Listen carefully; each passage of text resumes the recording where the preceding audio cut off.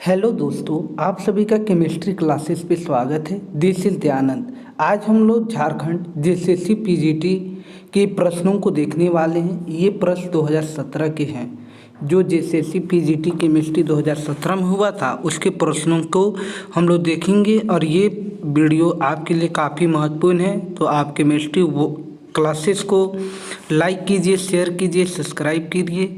चलिए आज के प्रश्न को देखते हैं। पहला प्रश्न है, which one of the following is a structure of dichlorocarbene. तो सबसे पहले हम लोग कार्बिन्स की बात करते हैं।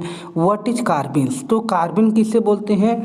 Those species which have containing a pair of electron.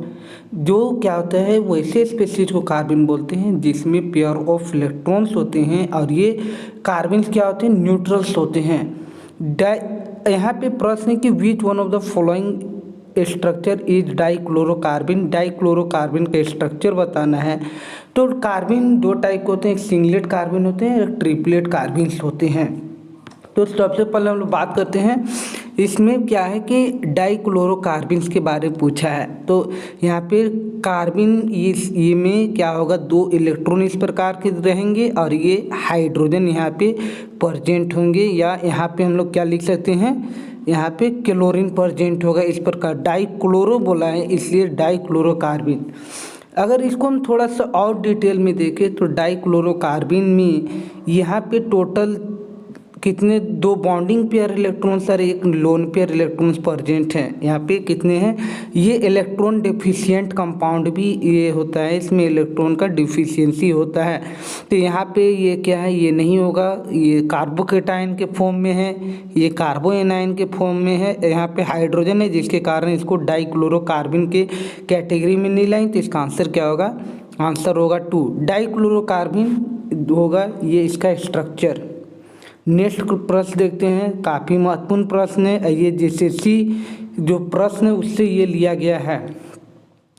The term P + A/V² in a van der Waals equation for real gas. तो इनमें से ये बताना है कि ये जो वैन डर वाल इक्वेशन दिया गया है P + A/V² इन वैन डर वाल गैस इक्वेशन, रियल गैस वो किसको रिप्रेजेंट करता है? वॉल्यूम करेक्शन नहीं होगा, इंटरनल प्रेशर नहीं होगा, टेम्परेचर करेक्शंस और इंटरमोलिकुलर फोर्स। तो यहाँ पे इसका आंसर होगा इंटरमोलिकुलर फोर्स। जो वैन डर वाल गैस होता है वो आइडियल गैस को ही उसमें करेक्शंस किया जाता है, और करेक्शंस करने के बाद जो इक्वेशन आता है इसको क्या कहते हैं? वैन डर वाल गैस इक्वेशन। वैन डर वाल गैस इक्वेशन लिखते हैं तो ये होता है P + A/N² into V - NB is equal to nRT होता है। This is the van der वाल गैस इक्वेशन। यहाँ पे A है वो इंटरमोलिकुलर फोर्स ऑफ अट्रैक्शंस जो होते हैं उनको रिप्रेजेंट करता है, और यहाँ पे V - NB क्या है? यहाँ पे वैन डर वाल कोण। A और B क्या है? These are the van der वाल कांस्टेंट। अब यहाँ पे N फॉर 1 मोल लिखते हैं तो क्या हो जाएगा? यहाँ पे P + A N² की जगह 1 V² V - NB is equal to RT हो जाएगा। यूनिट का बात करते हैं, A का यूनिट का हम लोग बात करते हैं। तो A का जो यूनिट होगा यहाँ पे हम लोग क्या लिखेंगे? यूनिट प्रेशर का होता है ATM, वॉल्यूम का होता है मीटर क्यूब का स्क्वायर लिखेंगे तो ये कितना होगा?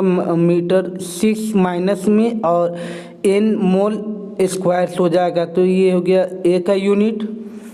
इसके बाद हम लोग V - NB का भी लिख सकते हैं, तो वॉल्यूम मीटर क्यूब पर मोल्स, इसका आंसर हो जाएगा। नेक्स्ट प्रश्न देखते हैं, काफ़ी महत्वपूर्ण है। The number of unpair electrons in metal ion M2+ is 2 atomic number in metal. तो ये प्रश्न है कि number of unpaired electron in metal ion के बारे में बताना है। तो जैसे मेटल आयन है, जैसे यहाँ पे 88, सबका हम इलेक्ट्रॉनिक कॉन्फ़िगरेशन लिख रहे हैं। आर्गन के बाद हो गया 3D 8 4s2, ये आर्गन का हो गया। इसी प्रकार हम लिख सकते हैं कोबाल्ट का 3D7 4s2, इसी प्रकार लिख सकते हैं आयरन का आर्गन 3D यहाँ पे 4s2 3d6 हो जाएगा। तो यहाँ पे पूछा गया कि number of unpaired electron in metal ion is 2। तो यहाँ पे आप इसको देखेंगे तो ये Mn2 प्लस है। इसका मतलब क्या है कि जैसे ही Mn2 का बात करते हैं तो 3d8 कॉन्फ़िगरेशन यहाँ पे आ जाएगा। इस प्रकार का कॉन्फ़िगरेशन आएगा। आर्गन यहाँ पे हो गया। इसके बाद 3d8 कॉन्फ़िगरेशन आएगा कि इसके लिए M2 प्लस के लिए। अब इसको हम लोग फिलिंग करते हैं ऑर्बिटल्स में। तो यहाँ पे आप देख सकते हैं d ऑर्बिटल 8 इलेक्ट्रॉन 1 2 3 4 5 6 7 8। तो यहाँ पे आप देख सकते हैं यहाँ पे कितने लोन पेयर इलेक्ट्रॉन बाकी हैं। यहाँ पे 2 लोन पेयर इलेक्ट्रॉन बाकी, इसलिए इसका आंसर हो जाएगा कोबाल्ट अर्थात 28। सो इसका एटॉमिक नंबर कितना हो जाएगा 28, और जो मॉलिक्यूल्स जो एटम्स होंगे वो क्या होगा कोबाल्ट निकल हो जाएगा। 28 यहाँ पे ये हैं। इसके बारे में हम लोग देखिए। आगे जो प्रश्न है, which one of the following species does not have bond order 3। तो इनमें से कौन से ऐसे स्पीशीज जिसका बॉन्ड ऑर्डर 3 नहीं होता है। तो बॉन्ड ऑर्डर 3 के लिए टोटल नंबर ऑफ इलेक्ट्रॉन्स कितने होना चाहिए 14 इलेक्ट्रॉन्स होना चाहिए। अगर किसी भी मॉलिक्यूल्स में 14 इलेक्ट्रॉन है तो it means it have 3 bond order. लेकिन इसमें हम देखते हैं तो यहाँ पे कितना इलेक्ट्रॉन है, नाइट्रोजन 4 7 और यहाँ पे 7 4 ऑक्सीजन O+। तो इसको जोड़ेंगे तो 14, इसका बॉन्ड ऑर्डर 3 हो जाएगा। ये इसका नाइट्रोजन 2 है तो यहाँ पे 7 + 7 ये भी 14 है, 3 हो जाएगा। यहाँ पे कार्बन मोनोऑक्साइड के लिए देखते हैं तो 6 + 8 ये भी 14 है। तो ये तीनों का जो बॉन्ड ऑर्डर है, ये तीनों मॉलिक्यूल का बॉन्ड ऑर्डर 3 आ रहा है। तो इसमें क्वेश्चन पूछा है it does not have bond order 3। तो इसका आंसर क्या हो जाएगा, इसका आंसर हो जाएगा NO। NO इसलिए नहीं होगा क्योंकि इसमें जो इलेक्ट्रॉन होते हैं 7 + 8 कितना हो गया 15, और 15 मतलब इसका जो बॉन्ड ऑर्डर हो जाएगा वो कितना होगा इस मॉलिक्यूल के लिए बॉन्ड ऑर्डर 2.5 होगा। नेक्स्ट क्वेश्चन की ओर बढ़ते हैं। ये काफ़ी महत्वपूर्ण प्रश्न है। Which one of the following de Broglie wavelength equation is incorrect. तो इनकरेक्ट हमको बताना है कि कौन सा यह है। तो सबसे पहले डी ब्रोगली इक्वेशंस के बारे में समझते हैं। डी ब्रोगली इक्वेशन क्या होता है कि किसी भी माइक्रोस्कोपी पार्टिकल को क्या करते हैं, मोशन में होता है तो उसके पास वेवलेंथ एसोसिएटेड रहता है। तो डी ब्रोगली ने बताया, ये रिलेशन दिए lambda is equal to H/m × V। कहने का मतलब है कि जितना छोटा माइक्रोस्कोपी पार्टिकल्स होगा उसका वेवलेंथ क्या होगा, उतना ज़्यादा देखने को मिलेगा। अर्थात यहाँ पे जो साइज ऑफ पार्टिकल है माइक्रोस्कोपी, वो उसमें वेवलेंथ एसोसिएटेड होता है। तो ये एक रिलेशन, ये तो सही है। ये इसी को H इज इक्वल टू हम क्या लिखे हैं H/mv को यहाँ पे क्या लिखा है P लिखा है। तो ये इक्वेशन भी सही है, ये भी सही है। अब इसको ये दोनों को वेरीफाई करते हैं। तो हम लोग एक इक्वेशन जानते हैं, काइनेटिक एनर्जी क्या होता है, kinetic energy is equal to ½ mv²। अब इसको क्या करना है, ऊपर m से मल्टीप्लाई करना है, नीचे भी m से मल्टीप्लाई करेंगे। तो ये जो आ जाएगा, ये आ जाएगा मेरा क्या, यहाँ पे हम लोगों को देखने को मिलेगा kinetic energy is equal to 1/2 m²v²/m। यहाँ पे kinetic energy is equal to ये m² v² के जो हम लोग क्या लिखेंगे, जो मास और वेलोसिटी का जो प्रोडक्ट होता है वो मोमेंटम को रिप्रेजेंट करता है। तो p²/2m। अब यहाँ पे p²/2m है तो यहाँ से हम क्या निकाल लेंगे, मोमेंटम निकाल लेंगे। तो काइनेटिक एनर्जी यहाँ से p का जो वैल्यू आएगा वो कितना आएगा, ये 2m × काइनेटिक एनर्जी, यहाँ पे जो आएगा वैल्यू वो आएगा 2m × काइनेटिक एनर्जी, और यहाँ पे p² था तो ये स्क्वायर रूट में चेंज हो गया, और यहाँ पे p, और इसी वैल्यू को सब्स्टिट्यूट करना है lambda is equal to H/√2m × kinetic energy. ये भी इक्वेशन सही है। तो इनडेफिनिट बात है, ये सही है। तो मेरा जो आंसर होगा ये नहीं होगा। So which of the following de Broglie wavelength equation is incorrect, तो इसका आंसर 2 हो जाएगा। नेक्स्ट क्वेश्चन क्यों देखते हैं, ये काफ़ी महत्वपूर्ण क्वेश्चन है। Predict the relative strength of halogen acid in aqueous medium by the principle of hard soft acid base. Hard soft acid base theory क्या कहता है कि hard acid bind with hard base and soft acid bind with the soft base. तो इसमें से बताना है कि रिलेटिव स्ट्रेंथ कौन सा ज़्यादा होगा। यहाँ पे HF, HCl, HBr और HI, तो सबसे ज़्यादा एसिडिक नेचर HI का होगा, क्योंकि यहाँ पे ये जो आई है इसका ये क्या है, ये आई जो है ये बड़ा साइज में होने के कारण ये इजली H+ रिलीज करता है as compare to HF। So we can say HF is more acidic, HF is less acidic than hydrochloric acid and it is less acidic than hydrogen bromide and more. अगर इन तीनों में चारों में बात करें तो hydrogen iodide is more acidic as compare to hydrogen fluoride and it is increasing order of acidic strength. So ये रिलेटिव स्ट्रेंथ जो बताना था halogen acid on the basis of Pearson's theory of hard soft acid base, इसके according हमको बताना था। तो यहाँ पे आप देख सकते हैं जो फ्लोराइड है जो स्मॉल चार्ज है जिसको ये क्या होता है हार्ड बेस है, यहाँ पे I- है, ये क्या सॉफ्ट है तो soft acid bind with soft base और hard acid bind with hard base. तो इसका आंसर हो जाएगा 62 का ये 4 हो जाएगा।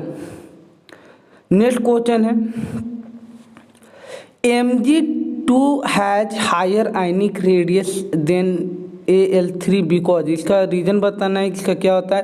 तो यहाँ पे मैग्नीशियम का जो हैव हायर आयनिक रेडियस, इसका आयनिक रेडियस ज़्यादा होता है एज कम्पेयर टू एल्युमिनियम। तो इसका रीज़न क्या है कि जैसे ही लेफ्ट टू राइट बढ़ते हैं इफेक्टिव न्यूक्लियर चार्ज मेरा क्या होता है, इफेक्टिव न्यूक्लियर चार्ज क्या होगा लेफ्ट टू राइट में। जैसे लेफ्ट टू राइट अगर हम लोग पीरियोडिक टेबल पे जाते हैं तो एटॉमिक साइज क्या होता है, एटॉमिक